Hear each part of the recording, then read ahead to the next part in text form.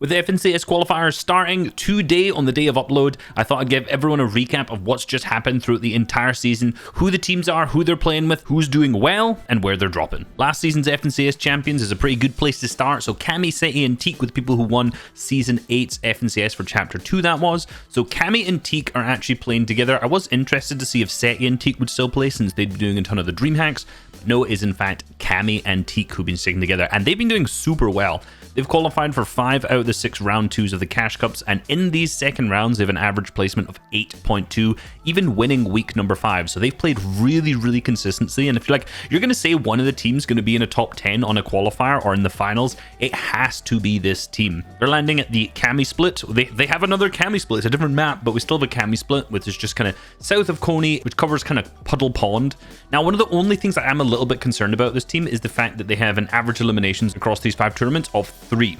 Now, this is a little bit lower than a lot of the other teams that are in there that are doing well on the leaderboards. So their fragging ability really isn't up to the standard of some of the other teams who are popping off right now, which means that they're really relying on getting deep into endgame on nearly every single game. So I'm a little bit concerned that in a final scenario, if they don't manage to get to that depth in every single match, like if they go down early in one of the games in the mid game, for example, then it can really just ruin their run in terms of actually winning, because they're much less likely of having a big pop-off game. So the other part of that trio, the FNCS winning trio, was obviously Seti. So he's ended up kind of switching between teammates quite a lot. Didn't seem like he was able to find a teammate that worked, but now he has, and he's with Chapix. He originally started playing with Noah Rayleigh. That didn't work out. They had absolutely zero chemistry. Then they played with iDrop. That didn't necessarily work out either, but now, like I said, he's already sitting with Chapix. And really, for Seti, he didn't qualify for the first 3 Cash Cups on EU for the round 2, which is pretty poor for a player like Seti. So it's been good that he's switched around and has now found such a strong duo in Seti and Chapix. Chapix has the 3rd highest average placement across the round 2s that he made, only being beaten out by Pink and Ass and Andalex so far. And his average placement is 6th in the leaderboards, which is super strong. And Chapix, as an individual, has the best individual game placement as well, having an average of 13.7, which is higher than any other player. So if you watched the Cash Cup this week, you saw that Chapix was consistently able to get deep into those endgames, even clutching as a solo multiple times as well. So I see this team as kind of the opposite of Cami and Teak, where this team really has the potential to pop off with high elimination games, but also get deep into them. So I think this is a team that definitely has the potential of winning one of the qualifiers, if not even the finals. Now, they were originally dropping at Logjam Woodworks, however they're being contested a lot by iDrop and Juriki, and those fights don't really appear to be going in Seti's team's way. Kiriachi and Stormyrite are also looking to land there, so there's a lot of fighting going along in that. So they, in this most recent Cash Cup, moved to the south side of Sleepy Sounds and seem to be doing well from there. However, Janice and Vortex are also looking to land there, so there may be some fights in the early game, depending on who makes it to the final round of these qualifiers. So that was the FNCS champions. What about the Grand Royale champions, which is obviously Chapix, Hen, and Tayson? We've already covered Chapix playing with Seti and doing really well. Hen has been playing with Queasy and has equally been doing as well. This really seems like an FNCS winning duo. They've won a ton of the third-party events, or always seem to be in the top 5 of these. They've just won the Week 6 Cash Cup that's happened and just finished now, and then they went on to play NA East and come 2nd as well. And you've got to remember that both Hen and Queasy are FNCS champions as well. They won in previous seasons, so you definitely cannot count these guys out at all. Now, they're landing to the north side of Sleepy Sound. I've not seen too many times where they've been contested here. They seem to have it a little bit on lockdown. The only other team that I've seen landing there was Till and Juliancom, who won the first Cash Cup, but they don't seem to have been able to consistently make their way through to the second rounds of the Cash Cups yet and to contest against here. So Hen and Queasy seem to have a really good shot so far. Now, I do think these guys are just like the hype team this season. Queasy's always been the hype player. It's like every season, doesn't matter what one it is, his classic strategy is always high ground, and that seems to be the way that they're playing so far. But Hen is also like a really good mid-ground player, so I think this is a really good combination. And when you look at their set lobby tournaments, like they're always getting into the top 3s. If they make it to endgame, they're winning games, but they're also just getting deep into them and getting into those top 3s. So again, this is another team that's gonna be winning games, and if they have a good day, like these guys could easily win. Now, the only other remaining player of the Grand Royale champions is last year's MVP, the best player in my eyes, the GOAT of Fortnite, Tayson. He has been playing with Thomas HD, which is the duo that he's actually been playing with last year for the duo Dream Hacks as well. So they've stuck it together so far. And to be honest, their placements aren't really looking that good. Now, Tayson and Thomas HD have placed 2nd in week 3, so they have done really well, but they've failed to qualify multiple times to the round 2s. And overall, they're not really actually looking that strong.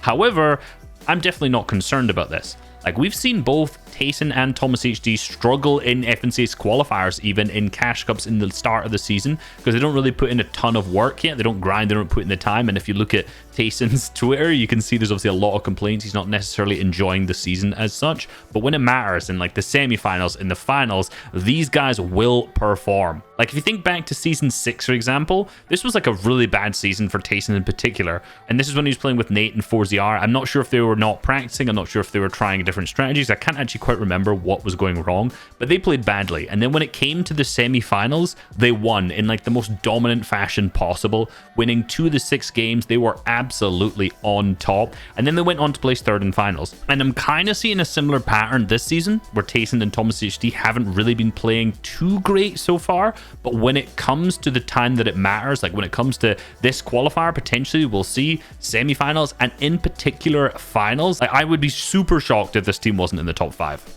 All right, the names of the season so far, Mustache and Malabuka in particular. These guys have qualified to all 6 of the Cash Cup round 2s, and they're actually the only EU team who's managed to do this. So far, they're standing above the rest as clearly a strong team who will almost guaranteed qualify for finals, right? Like, based on the way they've been playing so far, I don't think these guys are going to have any issue making it through to the finals. And once they've made it there, like, they're also doing really well in the round 2s. They have an average placement of 10th so far, having a 4th, 6th, 2nd, and another 6th in week 2 down to 5. The other 2 weeks, they're in the mid-20s in the midway of the leaderboards, though. So these guys are looking unbelievable, and they are fragging. Like, they are absolutely fragging out. Remember earlier I said that Teak and Cammy had an average eliminations of 3? Well, these guys have 3.62, which is actually the 3rd highest. They're only beaten out by Andalex, Reason, and Vidil. Obviously, the last couple seasons, they were contesting steamy stacks in the early games up against Mr. Savage, Benchfishy, and Andrea when it was back in trios.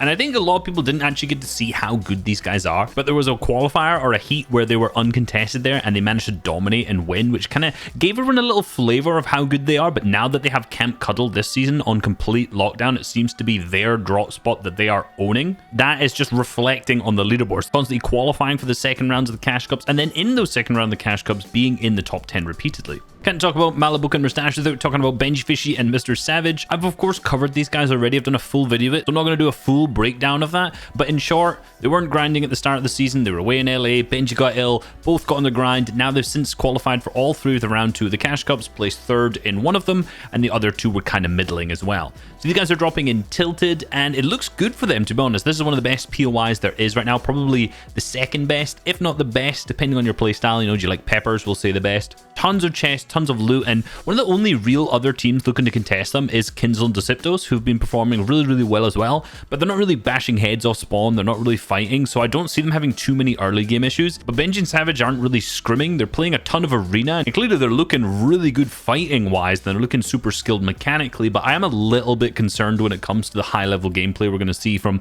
a lot of the other teams who've been putting in a ton of practice, like Mustache and Malabuka. Like, can they live up to that when it comes to an FNCS? I hope so, but I do think they're going to have to start playing some proper scrims, because those other teams are putting in the strategies and are just being more consistent in these higher pressure lobbies so far. While we're talking about OGs, how is Mongrel and Mitro doing? They're actually playing together. It seems like the OG duo is back, but it's not necessarily been so successful so far. None of these guys are practicing in terms of high-level games, scrimming. No one really should be surprised about that. Both of these players haven't really been scrimming for a long time. But they did manage to make one round 2 of a Cash Cup, but they unfortunately placed last with 0 eliminations. In typical Mongrel Mitro style, they basically just W-keyed their way to qualify, and then when it came to having games with higher elo lobbies, they definitely couldn't manage to keep up when it came to the round 2. It seems like both players aren't really taking the game seriously right now. Mongrel seems to be much happier going into kind of content creator mode, streaming a bunch of arena. I've seen him playing with Savage a ton, and I know he's overall not sure about his direction that he wants to take competitive Fortnite in terms of, does he want to keep being a pro, do content creator, do other things. He's currently unsure. It would be interesting if they managed to make it. I love Mongrel and Mitro. It would be great to see them qualify, but at the end of the day, I'm not going to predict these guys as winning FNCS. Now, unfortunately, they're not putting in their grind, but there are a bunch of teams out there right now who are putting in their grind. Nebs and Hellfire is the first one that really truly comes to mind. Now, Nebs and Hellfire definitely started to pop off towards the end of the last chapter, pretty much all through last year, but no one really talked about them too much. Hellfire placed 2nd in Chapter 2 Season 8 with Scram and Flois, whereas Nebs placed 3rd in the season before that. These guys are showing up to every practice session. If there's Noble on, if there's Noble 24/7, they are playing it, they are practicing it, and that is carrying over to the results. They've managed to place 3 top 10s in the Duo Cash Cups, including winning week number 3. If you talk to basically any pro, they're going to tell you that Nebs and Hellfire are insane this season, and they're a team to watch out for. If you don't know their names, you will after this season. Another grinder team that we'll probably not see, unfortunately, will be Rifty and Flodax. These guys haven't made any FNCS finals ever, but this season have qualified for 5 of the 6 Duo Cash Cup finals, with their best placement being a 7th. However, the reason I don't think we're going to see them is because Rifty is unfortunately going to Brazil and can't play the finals, so he's going to be away out of the country. But these guys are looking to stay together. I've had confirmation from Rifty that these guys are looking to stay together throughout the entire year, so keep an eye out for these guys across the next couple seasons. I think 2021 for a guy like Andlex was a bit all over the place, to be honest. There was a lot of ups, a lot of downs, a lot of hype, a lot of times where they didn't perform when they really should have, a lot of day 2 tournaments where only one of the days they performed absolutely crazily, and so far this season seems to be exactly the same. Now, he started off duoing with 4ZR, but basically that wasn't working in the slightest. From my understanding, 4ZR has just been playing Valorant all season, so they haven't really been able to put in the time in practice. So after not qualifying for 3 Cash Cups in a row, switched duos up a little bit, and right now Andlex is playing with X-Squeeze, and I think 4ZR is playing with Kezix. I'm not sure if they're still together.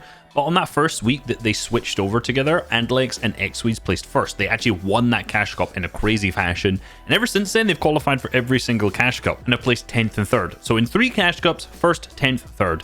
Andlex and X-Squeeze seem to be such a good duo together. And in terms of average eliminations, Andlex has 3.94, so he's actually fragging way more than anyone else. Now, these guys played together as a trio in the previous 2 seasons. It was Andlex, X-Squeeze, and 4ZR, so it was interesting to see that Andlex initially chose to play with 4ZR. Clearly that didn't work out, and then has gone back to X-Squeeze, who he's played with since Chapter 2 Season 4, so like a year and a half. And clearly, like, this is just a duo that works. This is a team that absolutely bonds well together. It has done since Chapter 2 Season 4, and it seems to be just continuing into this season as well. We also must remember that Andlex is actually the current FNC's champion for duos all the way back in Chapter 2 Season 2 when he's playing with Nate. So Andlex is clearly a very proficient duo player, teaming up with X-Squeeze, who he's proven to be very, very talented with so far. This is a recipe for success. Another team that really falls into the grinder category is definitely Pink and Anas. I'm really excited for this team so far, and this is definitely like a finals level team. They've come top 10 in all of the Cash Cup finals that they've made so far. They've got the power of Blood X as a coach behind them, alongside the mental prep from Always Pappy, so they definitely have everything in their corner. You can definitely tell this when you watch their gameplay as well. There's a lot of teams that I watch that I'm like, why are you doing this? Why are you in this position? What are you doing? What's the thought process here? But I watch Pink and Anas, I know there's a strategy behind it. I can figure it out while I watch it. I can understand almost every position, every play, every timing that they make. These guys have put in a ton of work, and they know exactly what to do in these super stacked games. They've only made 3 out of the 6 finals, however, so they've missed 3 of them. And for a team of this caliber, like, I think they should be kind of making a couple more. I'm not sure exactly what went wrong in the other 3, but this kind of does show their flaw a little bit, which is their fragging ability. They have an average eliminations of 2.67 across the 3 round 2s that they've made, which is lower than a lot of the teams. If you think back to I said about Cammy and Teak, theirs was 3, and I said that was already low for a team that's placing that well. Andlex, who we just mentioned, like I said, is in the high 3s, like 3.94. So these teams' fragging ability is definitely really, really low. However, in the 2 of the 3 finals that they made, they've also won 2 of the 6 games, which is hands down significantly higher than any other team right now. So if they're making it to a finals, they're winning games, they're going super deep into them. I really hope these guys do make it to the finals, because I know they're going to perform well if they make it to an FNCS finals. They have done previously in previous seasons with other teams. They have the capabilities to do so. Pink in particular puts in so much work. Super nice, chill dude. I'm definitely rooting for this team this season. Now, you can't talk about competitive without talking about Aqua. Aqua's been playing with Stompy, and they won week 2, which I did an entire video on already. However, they haven't qualified for a round 2 of a Cash Cup since, and they actually just split before this week. Aqua has then moved on to play with Noah Rayleigh, and they placed 93rd, so they didn't manage to qualify for round 2, whereas I see Stompy was still looking for a duo, which is really rough for him as a top player going into a finals without a duo on the day of it. I do hope the best that he finds someone. So it seems like going into FNCS, Aqua is playing with Noah Rayleigh. Now, looking at Noah Rayleigh's ex-teammates, we saw him obviously earlier. I talked about him playing with Seti. Then he went on and played with Janice. That didn't really work. Now he's playing with Aqua, which I said in that one cash cup they haven't managed to make the round 2s for. So I'm not really too sure exactly what's going on. I'm not sure if he's practicing. I haven't spoken to him, so I don't know the full in-depth of his current situation. But his ex-teammate Janice that I just mentioned is now back playing with Vortex. In the first cash cup of the season, they placed second together. They look super good, and if you don't know who Vortex is, he's an incredibly underrated player right now. If you might remember back to one of the first solo cash cups of the season, everyone was really impressed because this guy dropped a 30 bomb in one of the opens lobbies in his first game. He is such a nuts fragger. If you watch gameplay from his perspective, it's pretty much just like watching a highlight reel the majority of the times. I vividly remember back to the All-Star qualifiers where he hit a nice 3 bomb with the Deagle, just headshot, headshot, headshot. It was a beautiful mechanical play.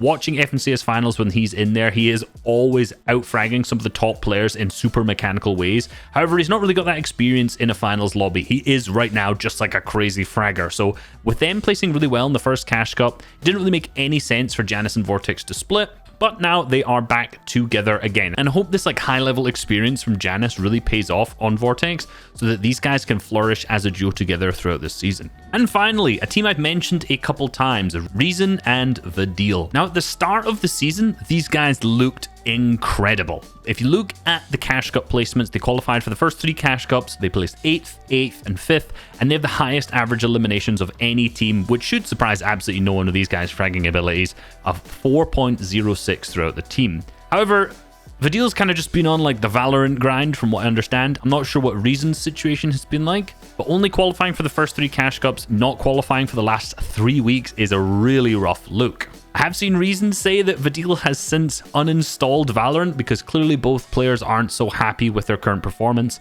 And I know that Vidil in particular is not enjoying the current season, so that's obviously going to impact the amount that he grinds. I say this basically every FNCS, but it wouldn't be an FNCS without a huge Reason pop-off, so I'm sure we're going to see something like that, a big crazy clutch at some point. Hope you guys enjoyed this video and learned a lot about EU's best teams coming into FNCS. Please subscribe if you haven't already, and I will catch you later. Peace.